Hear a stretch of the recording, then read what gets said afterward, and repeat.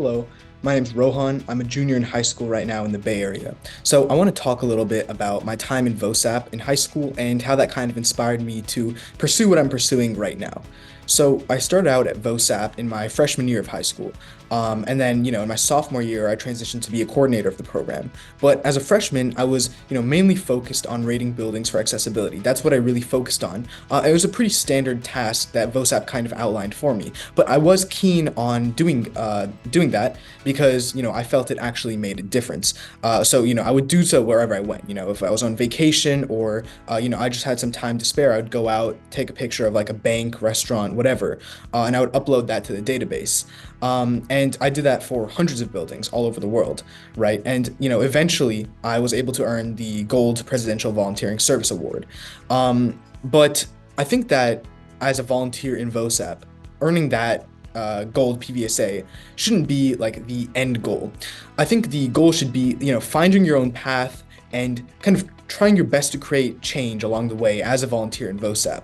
And I believe that the gold PVSA, or whatever it is, will kind of come as a byproduct of that. So I kind of want to talk now about like the long-lasting impact that my time in VOSAP had. So this is the primary message I want to convey in this video. And that's that VOSAP is able to really push each and every one of their students to make a change in their own way. And they provide like plenty of support and plenty of resources for that. So for example, for me, I'm interested in computer science, I'm interested in machine learning, and I'm also interested in research. So I learned in my sophomore year at VOSAP that there was an assistive technology hackathon going on. And I was really interested in participating in that because it was kind of like at the intersection of all my interests, right? So I kind of thought about a way I could tackle a societal problem and solve that in my own unique way. So the problem I noticed that was pretty frequent, and I felt I could kind of combat that, was that people with, say, like mobility impairments will have a harder time crossing the street in the time allotted, right? And there's a far greater risk of like a vehicle accident in that time. So I thought that a nice way of addressing this using machine learning would be to kind of compile a data set of images of pedestrians using assistive technology like canes, wheelchairs, and so on. And I trained a machine learning model to kind of recognize people using assistive technology and automatically increment the crosswalk timer so that they would be accommodated and they would have more time to cross the street. Now this was kind of my like product proposal, right? It didn't actually get implemented in like a real city. Now I felt confident that my idea was there, but if I was working with sort of a team, I had even more support, even more connections, I could actually kind of make that outline into a reality.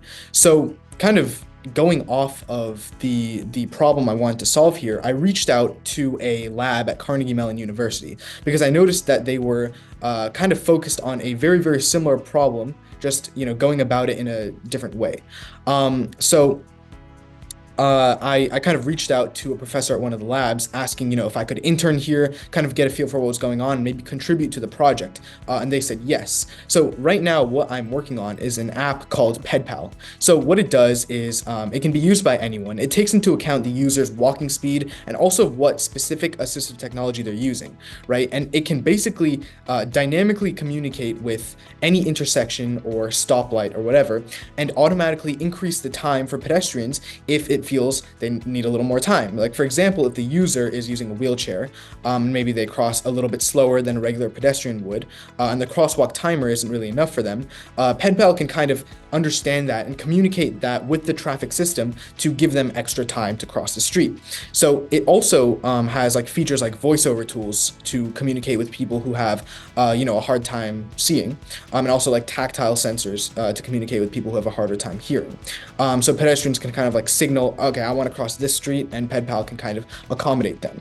And specifically what I'm working on right now is, first of all, implementing an algorithm with the app to kind of test if a pedestrian is going off course. So for example, if they have a harder time like seeing the crosswalk boundaries and they might be shifting towards the edge, which is a little bit dangerous, the algorithm can kind of catch that and kind of communicate to them, hey, it's time to get back on course. And the other thing I'm doing is actually trying to test out the app by simulating a real environment with real intersections and corners. And that's kind of the real like impact of my work. The lab I'm working with has relations with the government of Pittsburgh. So it has been tested at a real intersection with real people beforehand. And it's pretty realistic to say that we can do that again in the near future. We can actually deploy this in a real environment in the near future. So I don't really think I would have been, pushed down this path without VOSAP. VOSAP was the one that introduced me to the hackathon, which kind of got me thinking about, how can I contribute in my own way using my own skills. And by doing that, I was able to kind of be like pushed in this direction of working with this lab, which is a really, really great experience. And I'm confident that it's actually making a real change, right? And so that's what's like really, really special about VOSAP.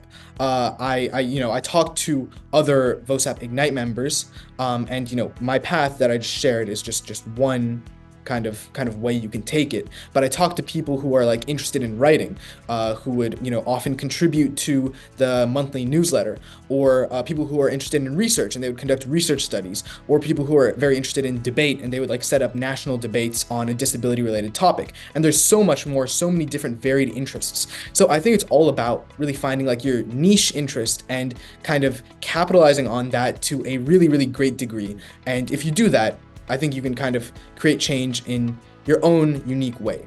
And VOSAP is there to help with that, right? So you should talk to the program coordinators, talk to other adults at VOSAP, your mentors, and especially your peers. Collaborating with your peers is a really great idea. They have, other ideas, and they're here to hold you accountable and, push you forward, right?